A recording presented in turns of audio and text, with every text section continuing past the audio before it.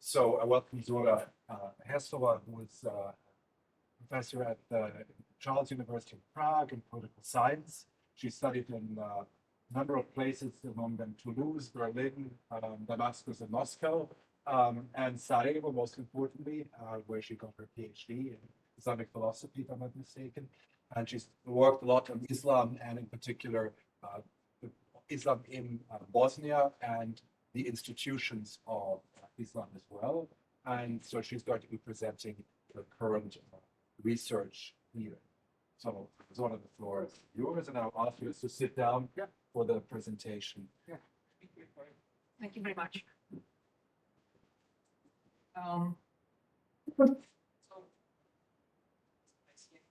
Thanks for the invitation. It's a pleasure to be in Graz in the Center for Social European Studies. I'll jump right in because we are a bit delayed. So my topic is generally Salafism in Bosnia-Herzegovina, and more concretely, the securitization of Salafism in Bosnia-Herzegovina, or securitization of Islam in the Balkans generally. I take one example, the Salafi community in the radicalisation discourse in this short lecture. The lecture is based on an article that's coming out these days. So all the details can be checked later.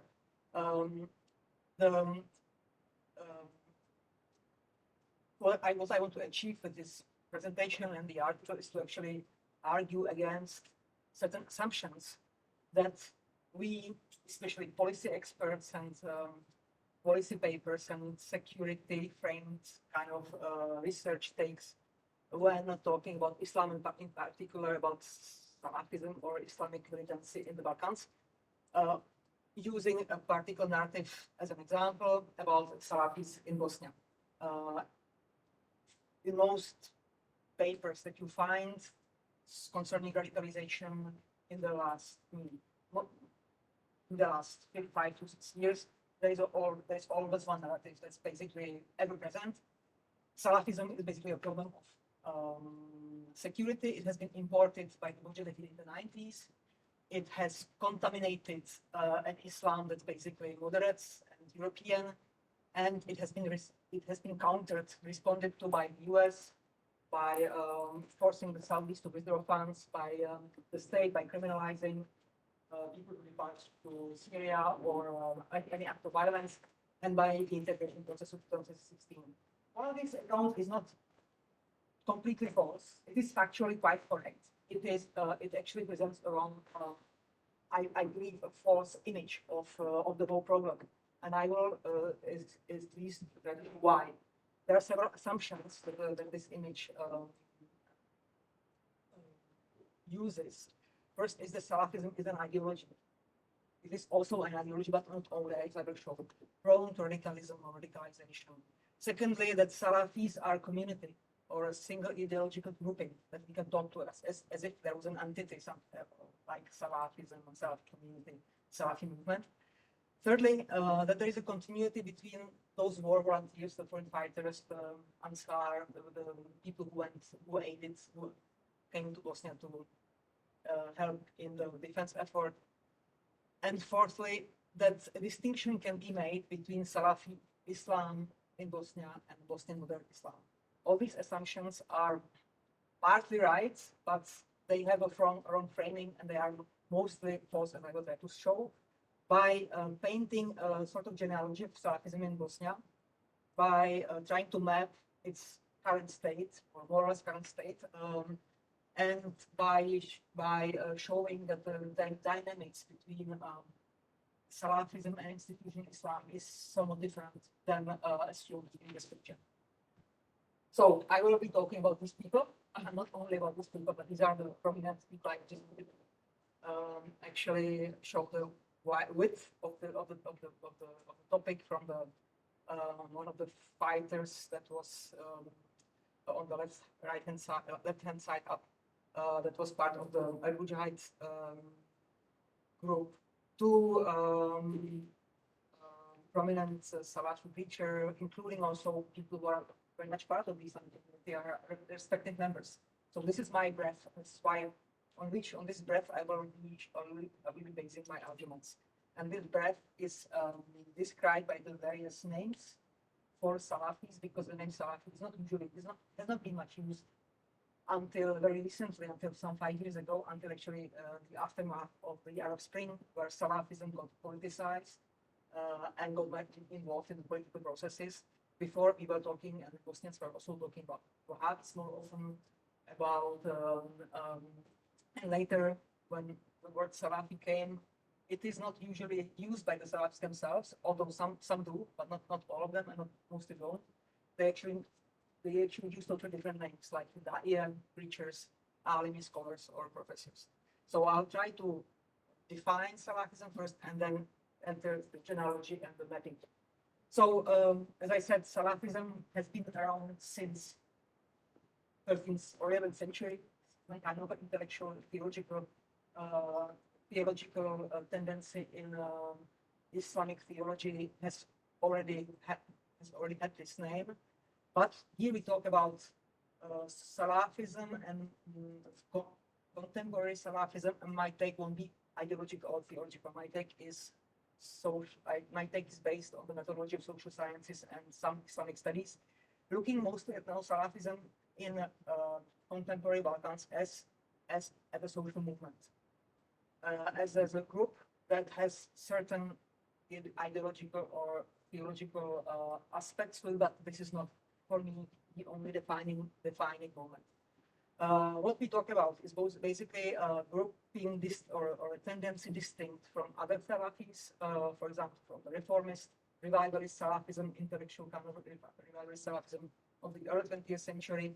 We talk more about something that started developing in the 70s, where Salafism left the realm of theology and intellectual discussions and became a social force, where a march has been developed, comprehensive way of life in a modern time, based on a certain revivalist idea of Islam.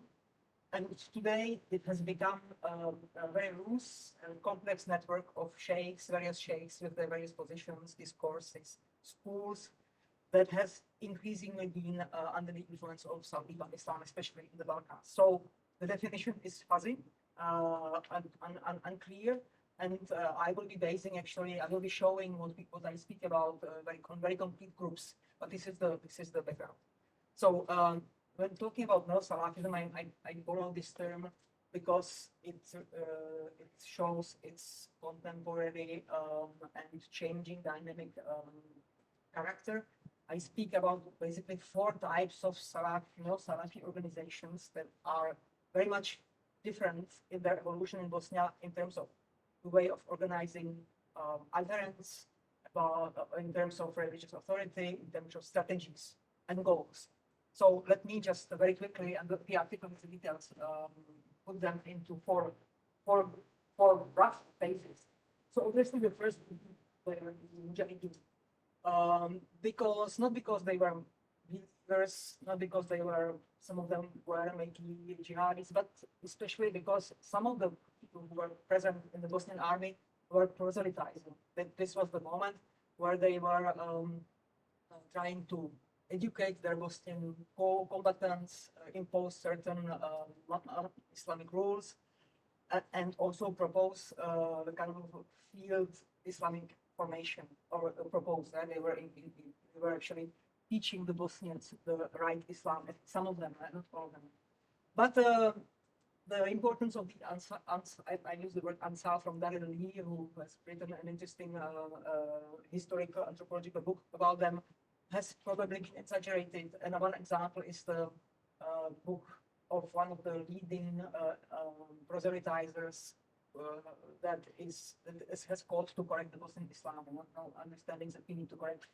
And that really shows that it actually has been has not been an important book at that time in the war. There were other more important books, and then this book actually contains some prayers and just a very small comment on the Bosnian Islam. So maybe the importance of these Wahhabis, Mujahideen, has been exaggerated.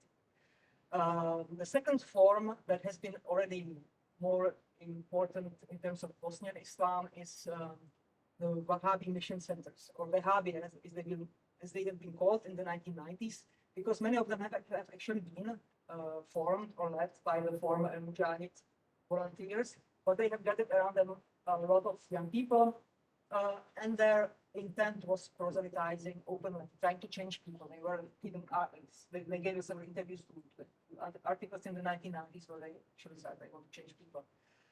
This is actually where what many people refer to, but this group has been discredited after 2001 and basically disappeared, apparently because the funds were cut under the influence of the US after 2001.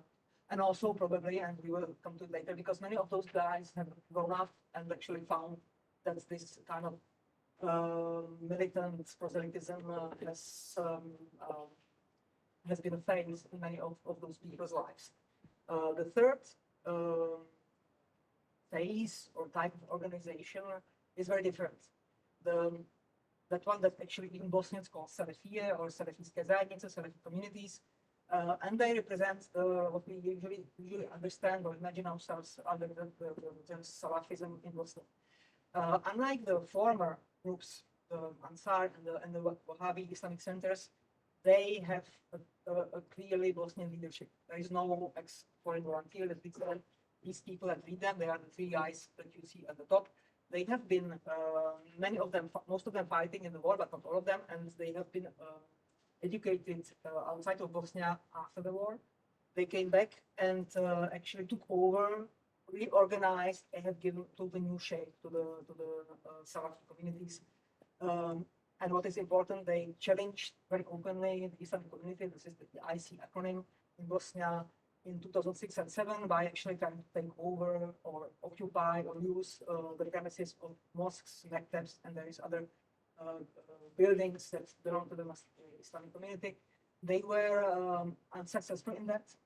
Everywhere, not only in the very well-known event in Bosnia, in Sarajevo, in Sarajevo Jamia, but in several other villages and cities. They've actually been pushed out by either by the imam or by lay believers, and they segregated. They left and built segregated communities in small villages, and actually built a parallel Salafi community.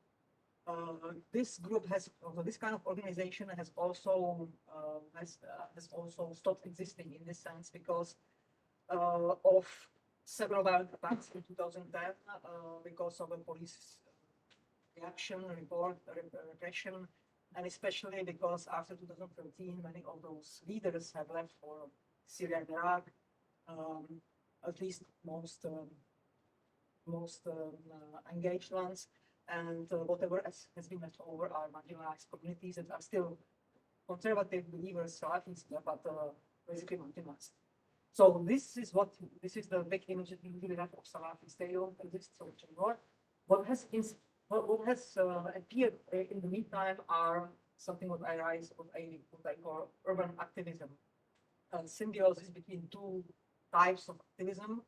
One of them is the preacher scene. There is a dozen of very popular preachers, people go around cities, give lectures very regularly. Sometimes in every city you have a lecture at least once a month, maybe once a week. They are all graduates from some universities, all but one or two. Out of the 30 plus, a handful are extremely popular. And they present themselves as an alternative to the Islamic community. This is the one part. The other one part of the symbiosis. The other part is a network of Islamic NGOs that are also present in every major or even smaller city in Bosnia. They don't really have a religious. They don't have a religious either. They are basically citizens NGOs. They do a lot of youth work, charity, some charity, and especially they organize the sessions for the teachers. They organize a community around them, and they mediatize the mission. This scene is different from the earlier one. It's not political. It doesn't come against the Islamic community. People actually pray in official mosques. Not in everyone, mostly very often in Saudi big mosques, but they have relations to local imams. They are mostly seen as somewhat peculiar, but conservative Muslims who sometimes pray in their way, not totally in the Muslim way, but they are respected in such. So, and this is the current most developing type of Salafism. If we were to look at the various groups today or several years back, we could actually map in an interesting way their relations, especially since in 2016 the Islamic community has tried to impose its monopoly on the organization of Islamic life and has forced, after it got backing from the political elite, from probably the police, it actually forced all those non-organized or parallel or independent communities to actually enter the system of the Islamic community. It means they kind of force everyone who was not praying in a mosque with an official imam to actually accept an imam or to close their premises or to at least acknowledge officially the central law, the monopoly of the Islamic community. And this created an interesting dynamics where we could see that on the Salafi scene there are today three kinds of groups. The biggest one that is actually almost all of the Salafis, both the preachers and the NGOs, call now mainstream Salafis. Salafis actually have supported the Islamic community in forcing their former allies or their former friends in actually acknowledging the monopoly of the Riyasat of the head of the Islamic community and its office, and in actually obeying the rules that the Islamic community sets. There is a small marginal group of really or more radical preachers. Ziad Lakic is one of them, with a few people around him who have rejected this kind of deal and who continue. They were the only ones who actually have held among the preachers a quasi-political stance sometimes.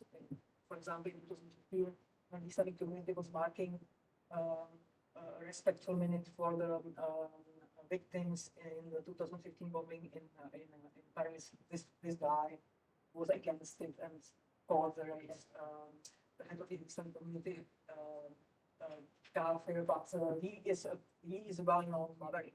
So most of the Salafis are actually now basically supportive of the Islamic establishment in Bosnia.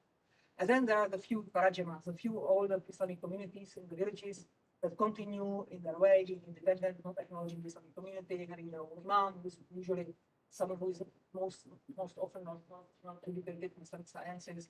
But this is the way they understand their identity. They don't have any political or other. They don't actually. They are marginal, but also in their discourse, they are basically now trying to. They have an apologetic discourse saying like, we meant it well. You are against us. We don't mean you anything.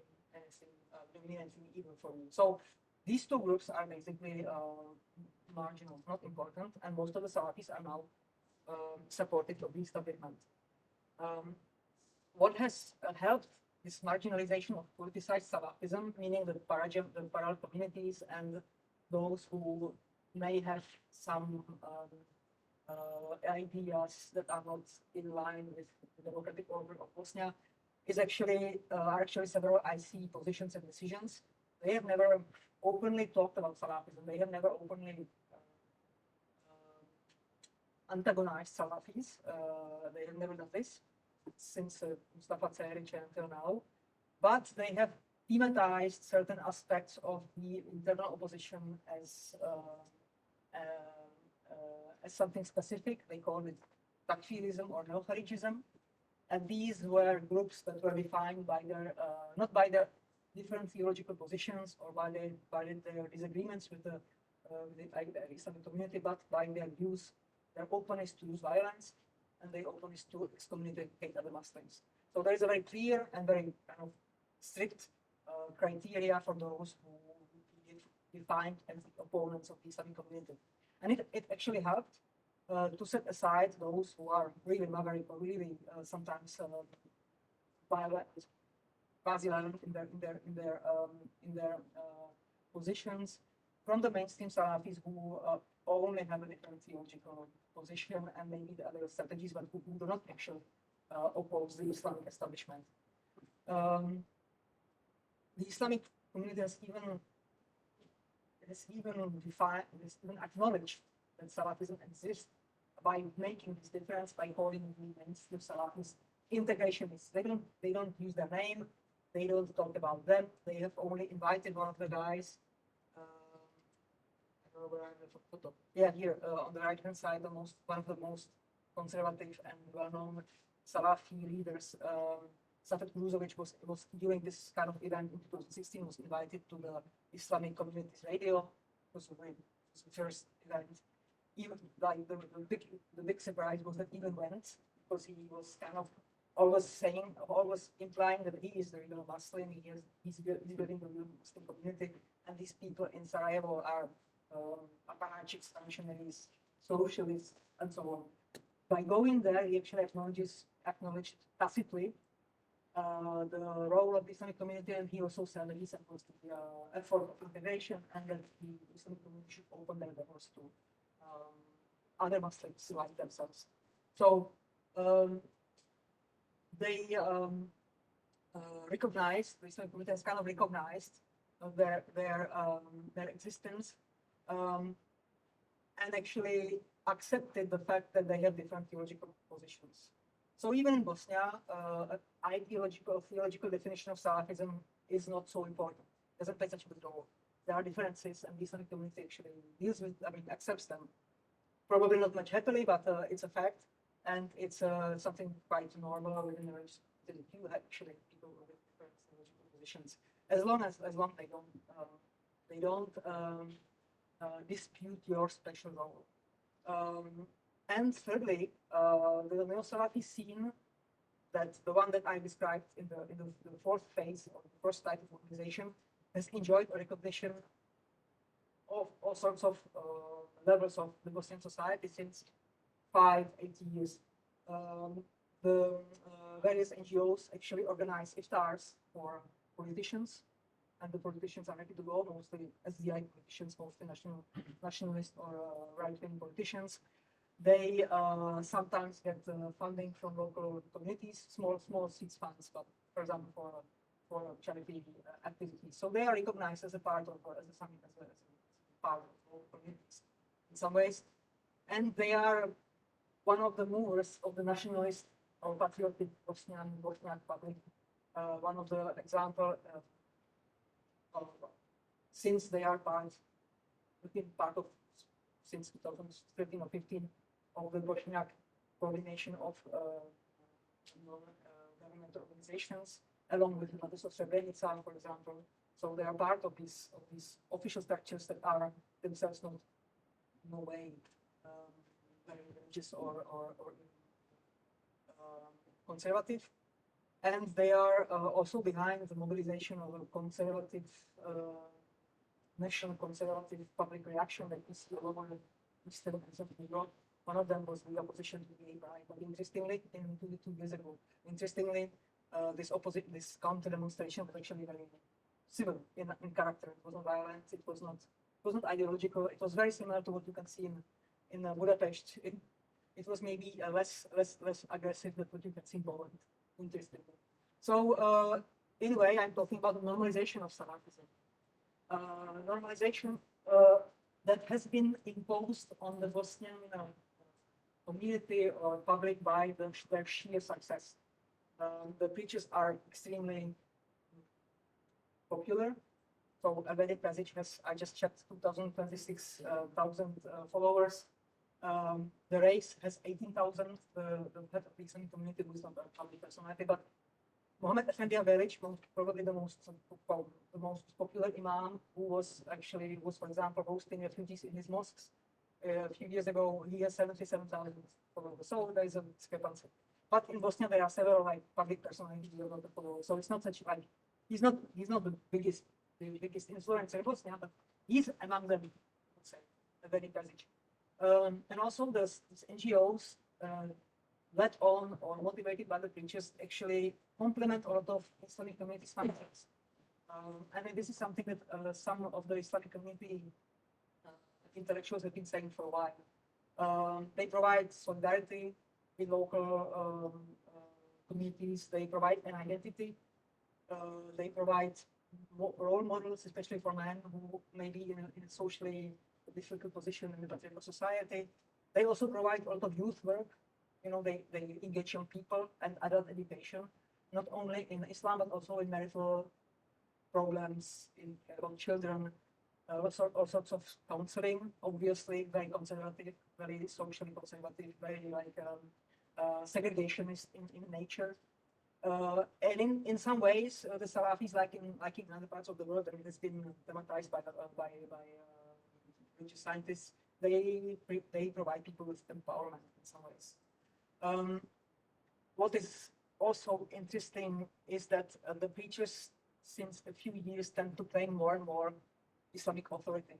They have been providing fatwas online on Muslim Facebook pages for 10 years now. And recently, some of them have published like collections of fatwas, which is not totally the way you go in other Muslim contexts. But usually, when you are to become an important Muslim scholar, you publish a risala, a big book that combines your most important texts and decisions and fatwas. These are mostly fatwas, kind of. As far as I can judge, copied, translated, paraphrased from the Saudi Fatwa Authority or other preachers in Saudi Arabia. It's not very original, but it gives them something special, something that the central authority doesn't have. Those other muftis don't do that. They don't have much fatwas online. They don't publish them. They don't. I guess that the Salafis invent some questions to actually give a lot of fatwas, for example, on very actual topics like. Can I meet a girl on Facebook? Can I have female friends on Facebook? Can I meet my future spouse in a cafe, or can I work in a store that sells alcohol? So all sorts of questions, and some of them concerning marriage and child raising children are actually quite demanded today. So they take a lot of place that the Islamic community does not have. And claim authority. And to come to the end, this image would be incomplete if we only understood Salafism, neo-Salafism only as this new phenomenon that is outside the Islamic community. When we actually look at the Islamic community itself, you will find a number, dozens of professors or public intellectuals that are in their outlook, in their theological outlook, very similar to the Salafis. They don't look like them. They don't do proselytism. They are maybe more sophisticated, better educated. But I was doing some comparison about between the books of the Salafis themselves, those fatwas, and books by several professors, mostly at the Islamic pedagogical faculties of Zenica and Graz. There was this, not in their type of argumentation, because the Salafi teachers are more simple. They are usually using hadith much more or less argumentation, but in their social outlook, they are very similar. And some of the Zenica professors have actually been more harsh, for example, on female beatings of women, for example. Something that, like Shukriyaran, which has defended certain very conservative positions on that. So, and these two, Zora and the most important name has slipped me, are actually prominent members of this community. The man above,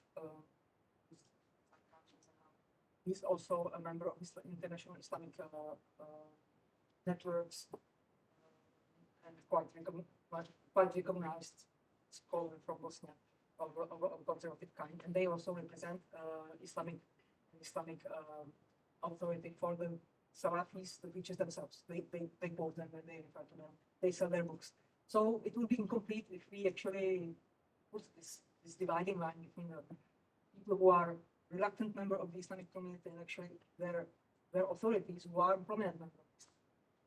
So actually, the Islamic community is, and the Bosnian Islam in general, is a plural community who has devised an answer, and I'm coming to the end, to this pluralism of the Islamic life by defining the Islamic tradition of Bosnia very broadly, by understanding the identity of Bosnian Islam very broadly, that, including the Austro-Hungarian, Ottoman, also socialist legacy in terms of living in a secular state, but also in allowing a certain degree of debate about what is the right Islam for Bosnia, what is the Bosnian Islam.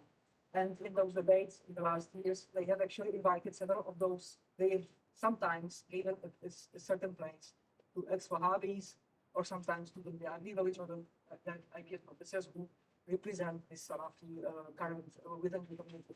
And they are Salafis. I mean, their genealogy is also their studies. Many of them have studied in the 80s outside of Bosnia and have developed an early conservative opposition or specific revivalist type of theology or Islamic position well before the event that I speak about, or the Russia I speak about. So the IC has, the Islamic community has recently acknowledged that actually the opposition is a competition rather than a threat, or and have actually started to mimic, to copy the activities of the Salafis. They now have activist imams that are popular on Facebook that tour cities and villages like every. There are 5 of them, and they must be very busy. They are actually quite popular, and like young people. They have youth programs, family counseling, special media, and they are working on theological analysis of this opposition. So the conclusion would be to actually come back to the assumptions that I marked as incomplete or wrongly framed in the beginning, that there is no single Salafi community. It's a plural family. With changing forms of organization, leadership strategies. It is also a local phenomenon, and in no way an important one, but it is at the same time an effect of the globalized Muslim world, in which people have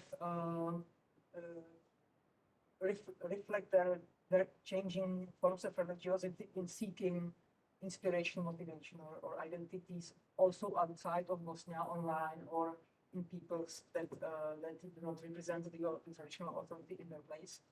But it is local because the people who represent, more like these communities, are Bosnians, and they respond to the Bosnian context.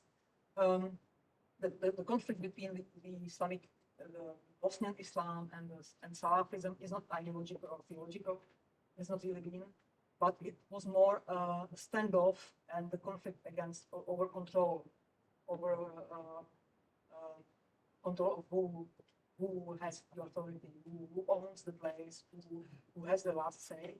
And the IC has had a strategy, at least since the 1990s, actually, to allow people to Islamize, to mobilize people in the Islamic way, which was, I think, seen as positive itself, but actually to not to allow these people to claim control.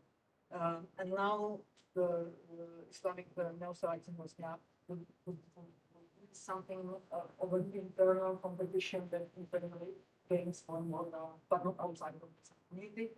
And the frame I would suggest for speaking or searching Salafism, the framework would be much better than radicalisation, because this has not been the defining phenomenon of Salafism in Bosnia, would rather be that of revivalism. We have this very changing form of religious organization, religious authority, changing form of religious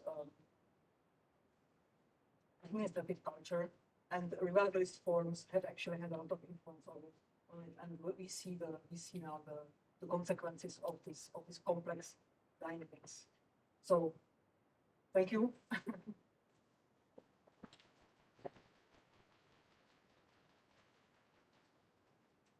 Great, thank you so much for your presentation, and would open the floor for questions. Yes. Well, I have one regarding the rise of neo-Salafism, sorry. what role has played, what role foreign actors might have played in that? And so you mentioned that it is a result of globalization of Saudi teaching. Has there been financial aid? Has there been direct intervention by some actors of this country to promote this new kind of teaching, this new kind of?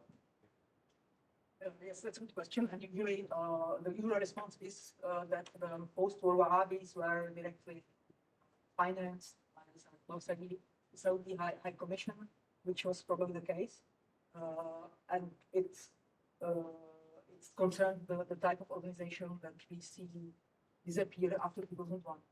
I find much more, and they have laid some ground, but I find much more important the fact that around maybe 200 or more Bosnian students who do not have studied Islam in Bosnia or did not want to, have actually made use of Saudi stipends to study in Saudi Arabia. Then coming back to Bosnia, and the Bosnian Islamic community had this policy of preserving its own identity, of not employing these people. Because those people were mostly not students of the Bosnian madrasas. They traveled after the war or recently for various reasons. Sometimes because they wanted to, they felt that the right Islam was in Saudi Arabia, they wanted to learn Arabic, or also because of the stipends, for various. When coming back, they are different, very much different from the Bosnian students of Islamic studies, because when you study Islam in Sarajevo, you are supposed to become an imam. You besides Sharia and tafsir and all the Islamic disciplines, you also study psychology, philosophy, history. You actually study at the European University. That is closer to what you would find in Graz, in the Catholic University, than in Saudi Arabia. In Saudi Arabia, you usually study just Sharia, or just da'wah, or just tafsir, and you come with a very different outlook, and also with certain socio-cultural habits. So this is against what I think the Islamic community was trying to defend itself, trying to have a control over their own imam, which is what is happening actually, and these people have then been unemployed. Some of them have sought employment in the Islamic community. Many have, I think mostly didn't succeed. Whether these speeches are supported by Saudi Arabia is a question. Some experts in Sarajevo say so, without having proofs. I have talked to Professor Lorker from Vienna, who has been working on so-called Saudi cables, where a lot of diplomatic papers have been leaked and downloaded. And he thinks that the Saudi either of Saudi state or the Saudi state has a practice of supporting missionaries who studied at the faculties in Saudi Arabia when they come back. What he was referring to was a cable that concerns Latin America. So it is very possible that the preachers are actually somehow continue to be financed, but we don't know. On the other hand, they don't have any jobs, and they seem to be doing quite well. So it's very possible, and it's very possible that when this kind of missionary activity by Saudi Arabia, if this would stop, possibly one part of the sea would also somehow be penalized. It's the preachers, but it's a speculation, but I think reasonable. How much? So you said that the neo-Salafists, they started with YouTube and social media kind of to attract more of a following among the youth, and then the Islamic community responded by adapting those tactics. Is that because they were drawing such a big portion of the youth, or what's the divide between young Muslims in Bosnia that supports more of the neo-Salafist imams and the ones that are more moderate, I guess? So there are around 2 million Muslims in Bosnia. If you look at the YouTube videos, the most popular ones have tens of thousands of views. So it's not insignificant. It's probably the people who are interested in conservative versions of Islam are not insignificant. And they are mostly they're to be found around Bosnia, but it's not like you would have a big bulk of population. On the other hand, I think that when talking to students in Bosnia, at some point people are interested in what they. I was once coming back to a very concrete example. This is a wedding public speaking in some place. I was taking part in a very similar talk by him in a municipal hall where people who would attend were not Salafis, were just like regular people in Finitos, Pintes or Visoko. There was nothing to do the evening. They all went there. They were all Muslims, kind of believers, but not necessarily Salafis. And when talking to them afterwards, they told me it's interesting to talk to someone who represents traditional Islam. If the Islamic community were to hear this, they would be, we are in traditional Islam. But for some young people, the conservative guy who seems to be very strict of this behavior and actually speaks for an hour about how people should not spend time on Facebook, should not scroll, should get married very early, as a way to happy life. Some people consider this traditional Islam. So there is actually if people who are not, if the number of people who are organized in these communities is not that big, there are some groups in every city, but I wouldn't dare say how much. Their discursive appeal is much larger, and it doesn't mean that people would join those groups, but it would mean that they judge their Islamic institutions in a different way now. They are more open to conservative ideas. Well, in the context of Bosnia, where it's hard to find jobs, it's hard to find social justice, some of these appeals actually seem reasonable, I think, to people. So this is the statement. I think the strength of the experiment stores, not necessarily numbers, but in providing a different vision of a world that doesn't look much in the future or to Europe or to other your non-Muslim neighbor, but it concentrates on your religious identity alone as a social identity. Tries to define all questions of life, happiness, justice, and so on in these terms. Well, there's kind of like to ask when you are talking about, what kind of population is most likely to be influenced by neo-Salafism? Because I would just like say my experience, like there are in Slovenia, it's quite a big Bosnian Muslim community, and I've noticed that mostly the people that embrace neo-Salafism were before that even less religious than the traditional Bosnian Muslim community, and usually they had some kind of issues, and they kind of made a transition to some sort of firm, system of beliefs and ideology that makes them more like stable or gives them a purpose in life. So is that a common thing, or like you already said it, like financial issues in Bosnia? No perspective, yeah. Kind of social logic in joining something that is maybe sort of a religious sect, but in a kind of different context. That would be the first thing you would think of. But then you go to one of these lectures, and the people who you see, who organize the lecture, do not at all seem like people without jobs. It's hard to say. One of the in an interview with Ivan, I was told that it was in a peripheral community. He told me that all the students or the kids who went to the Mekte, to the Sunday school, so to speak, or weekend school, they were kind of they were more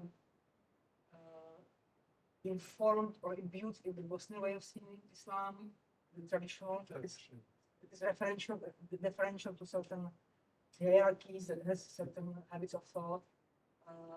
That these people were more immune to those new forms of religiosity. That could be also an explanation. But in general, in a situation where your Muslim identity is ever present, you are seen as someone, as a citizen of a country who is defined by religion all the time, and you look to vote or when you look for a job, then your questioning about the identity will be just ever present. And so I guess a lot of people are open to actually going through these questions, and some opt for Sufism, some opt for Salafism, some opt for the traditional way if they have a chance of getting a good imam. So it's very difficult. It's very hard to explain, and I don't think that the sectarian or social explanation is the only one, but it would be expected. I'm not so sure. Just add something. I think it is something different in Bosnia or in Germany Yeah. or in Austria. Mhm. I mean, Yeah. for in these terms, because you're in Bosnia, you are belonging to majority. You don't have this problem to find yourself in this Yeah. community as a Muslim. But in Germany or in Slovenia, Mhm. it's something different than to be radicalized. And I would also not call people who are part of the Islamic community radical or radicalized actually. Mhm. I would not use this term. I would more because if they are radical in some social conservative way. Some of them instead of gender segregation and maybe a kind of a closing of some mental openness to the world. In this way, they may be some radical, and of course, maybe also in the Islamic rituals and so on, but not in the sense that we understand it. Maybe sect is more like a sectarian way of living, more concentrated. Is a better approximation, not perfect either. But I think they are part of the majority, so the identity issues are not present so much. You don't look for their roots like they may be doing this in Germany, or they are totally outside of society. This is not present most. Yeah. But it's difficult. We don't have any studies on that. You know, it's like we don't have any empirical data. We have only anecdotal. Yeah, and it's probably also hard to obtain this kind of data. There was a question. I would like them to make a question of this. I would like to make a difference between the Islamization in Bosnia-Herzegovina and also in North Macedonia, where is the same problem there. We have different groups which they use the Islam, they predict the Islam for contestation. For example, we have there off in Kosovo. This is the problem because there where after the wars we didn't have any resocialization process, and those of them, a lot of them, of course, as you said, they went in Saudi Arabian schools and they took another type of education there. In the another side, I would like to say that there where love doesn't exist, or there where the educational system is not good, we have the problems and those times they pretend they are Islam, the Islamic creatures, because I think they don't predict the real Islam, which we learn and which in the Quran says, because also the Prophet Muhammad said in the Quran, after my death, it will be a lot of different groups which they predict the Islam, but it's not the truth of the Islam.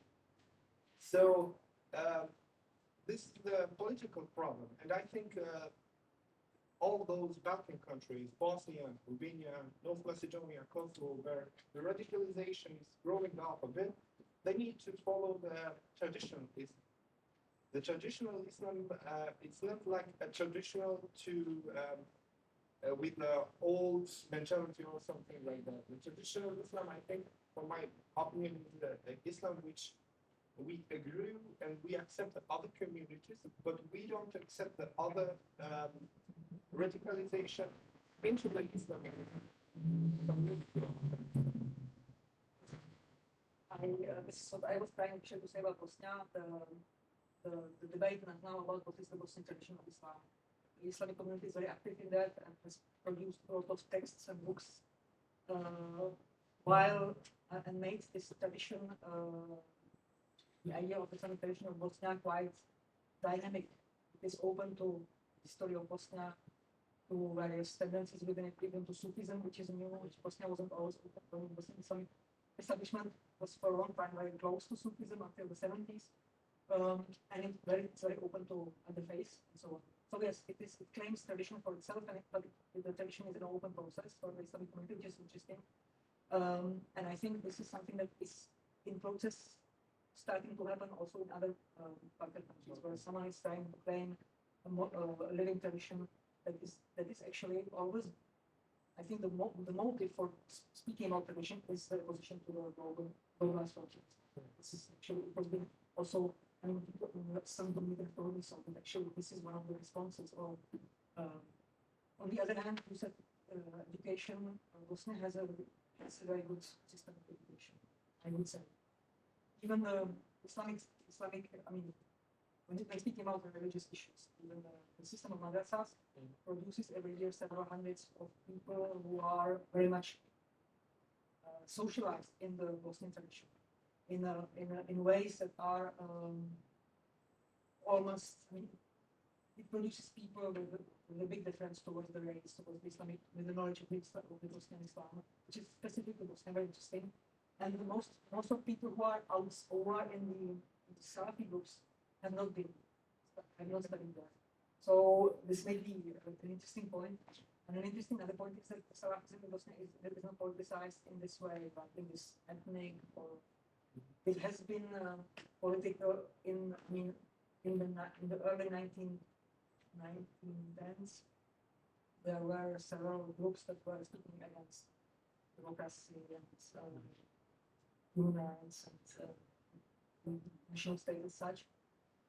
We don't know who these people were, but I presume there was a similar movement in Germany, in Europe, Sharia for all those things. And there was probably a moment that was also not specific to Bosnia. That was probably somehow linked to other events outside of Bosnia. But what Bosnia has good thing is that Salafism is not ethnically like it may be. Like it adds another layer of complexity when you live in society. Definitely. So I guess studying Salafism in North Macedonia also is in this way more challenging because you have to factor in also some other questions. Thank you for the I think we're out of time, fortunately, but thank you so much for your presentation. It was fascinating, and I guess here's the link so we can read your article. it's very in detail. from the amount within months. Okay, so not read it yet, but we'll wait. Thank you so much. Thank you.